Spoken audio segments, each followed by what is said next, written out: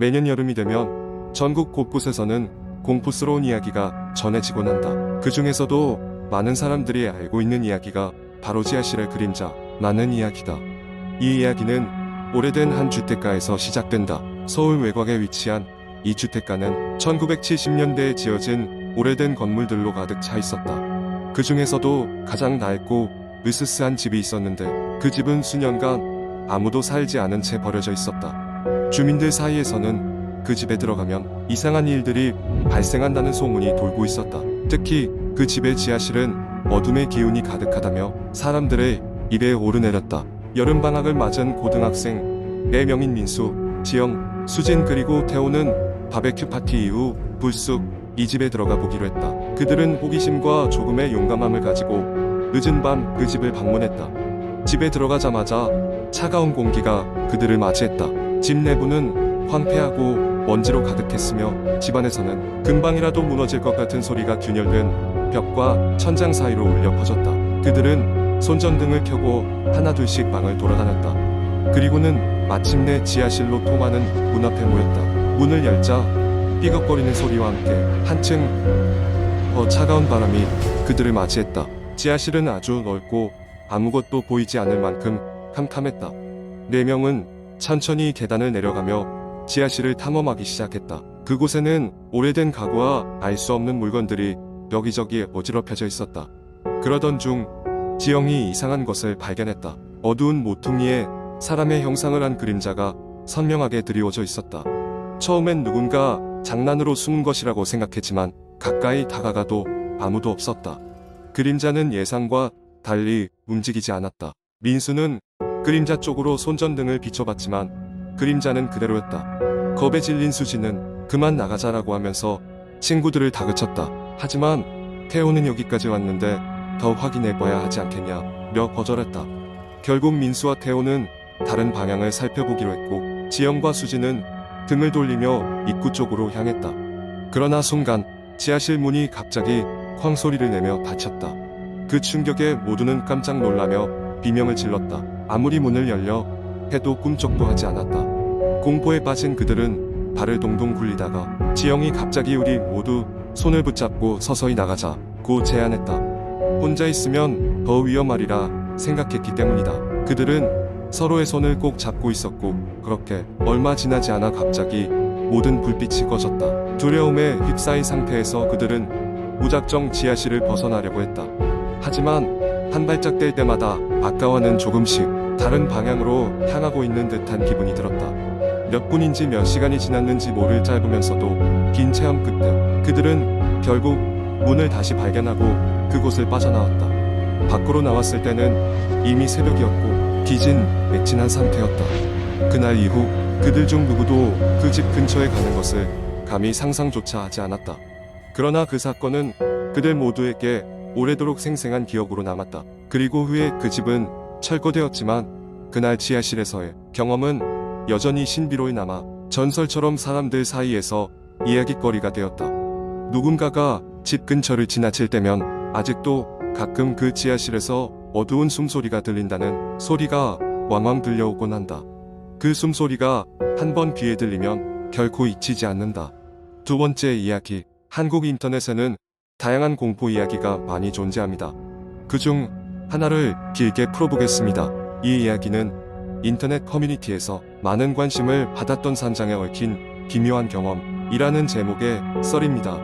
대학생인 민수는 친구들과 함께 여름 방학을 맞이하여 산으로 휴가를 가기로 했다. 인터넷에서 발견한 사진으로는 매우 아늑하고 주변 자연 경관도 아름다워 보이는 한 작은 산장을 예약했다. 그곳은 산속 깊숙이 위치해 있어 번잡한 도시 생활에서 벗어나 자연과 가까워질 수 있는 최적의 장소였다. 첫날 민수와 그의 친구들은 출발 전에 들뜬 마음을 안고 산장에 도착했다. 도착한 시간은 이른 오후였는데 그때까지만 해도 날씨는 청명했다. 산장은 인터넷에서 본 것처럼 소박하면서도 편안한 느낌을 주었다. 그들은 짐을 풀고 주변을 둘러보기 시작했다. 시간이 지나 저녁이 되었고 그들은 바비큐 파티를 하기 위해 준비를 하고 있었다.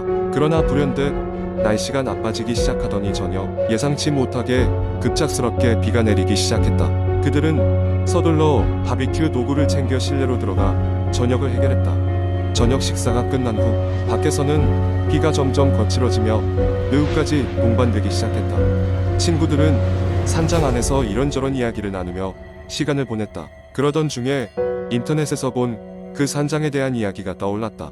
산장이 오래되었다는 것은 알고 있었지만 그곳이 실제로 오래전 허름한 폐건물이었고 최근에야 새롭게 단장되었다는 것을 그들은 몰랐다.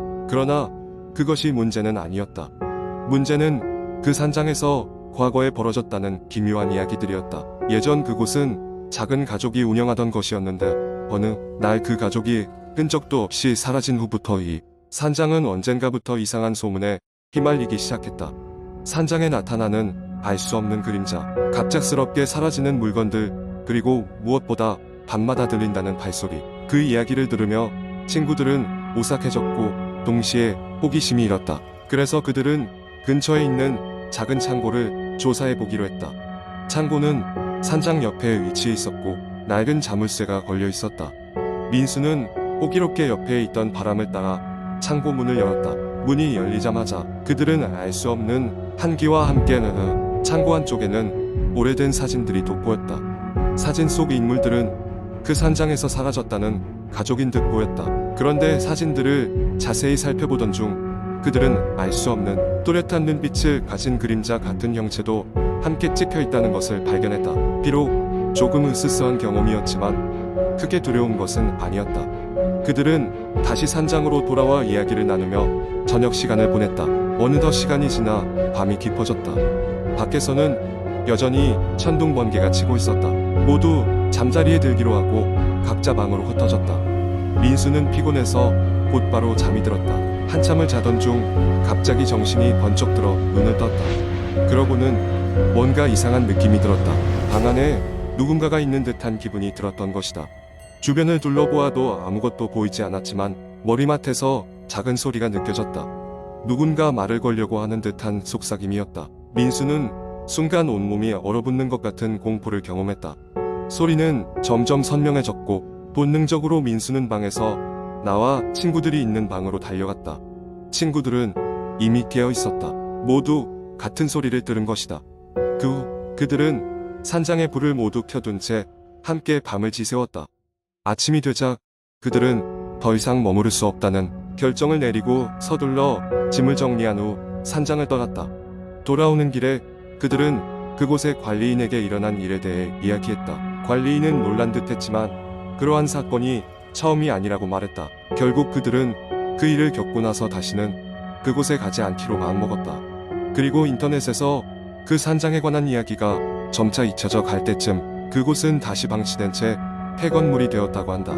이후 다시는 그 누구도 그 산장에 머문다는 이야기는 들리지 않았다.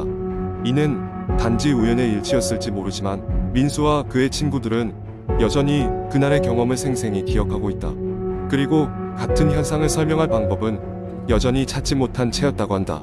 이와 같은 이야기는 물론 허구일 가능성이 높지만 인터넷에서는 많은 사람들에게 두려움과 호기심을 동시에 자각시키는 아주 매력적인 공포썰 중 하나로 자리 잡았습니다. 세 번째 이야기. 내가 그 기묘한 일을 처음 겪은 것은 약 10년 전 대학생 때였다. 가을은 한창 깊어가고 있었고 학교 캠퍼스의 낙엽은 노랗게 붉게 물들어 있었다. 나는 도서관에서 늦게까지 공부를 하느라 거의 매일 밤늦게 기숙사로 돌아가곤 했다. 그날도 마찬가지로 시간이 꽤 늦었고 기숙사로 가는 길에 있는 작은 숲길을 지날 즈음이었다. 그 길은 낮에도 사람의 발길이 드문 곳이었다. 밤에는 더욱 그러했다. 그러나 나는 그날따라 이상하게도 누군가 내 뒤를 따라오고 있다는 기분이 들었다. 발걸음을 느리게 하거나 빠르게 해도 같은 속도로 유지되는 그 느낌에 소름이 돋았다. 뒤를 돌아볼 엄두조차 나지 않았다. 숲길을 빠져나와 기숙사 건물이 보이기 시작하면서야 겨우 안도할 수 있었다. 뒤를 돌아보았지만 그곳엔 아무도 없었다. 혹시나 하는 마음에 건물 입구에서 다시 한번 뒤돌아보았지만 여전히 공기는 고요했다. 그렇게 불안감을 애써 달래며 방에 들어와 잠들었다. 그날 밤 이상한 꿈을 꿨다. 내가 지나온 숲길에 서 있는 꿈이었는데 길 끝에 하얀 옷을 입은 여자가 서 있었다. 얼굴은 보이지 않았고 그저 가만히 나를 바라보는 듯한 느낌이었다.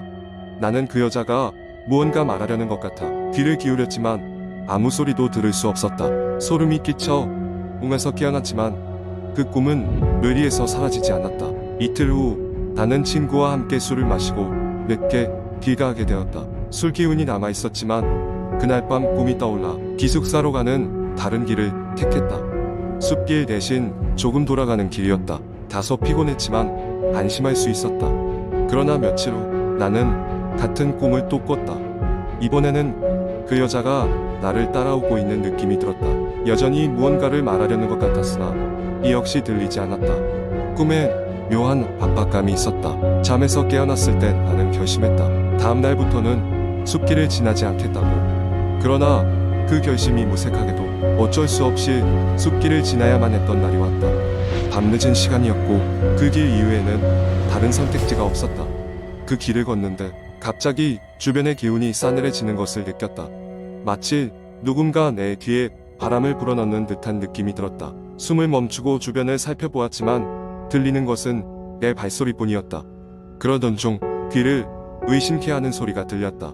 도와줘. 낮고 깊은 그러나 분명한 소리. 나는 공포에 질려 달리기 시작했고 간신히 기숙사에 도착할 수 있었다. 그날 밤 꿈에 다시 그 여자가 나타났고 이번에는 더 가까워져 있었다. 그녀의 입술이 움직이는 걸 명확히 볼 수 있었고 그 소리는 도와줘.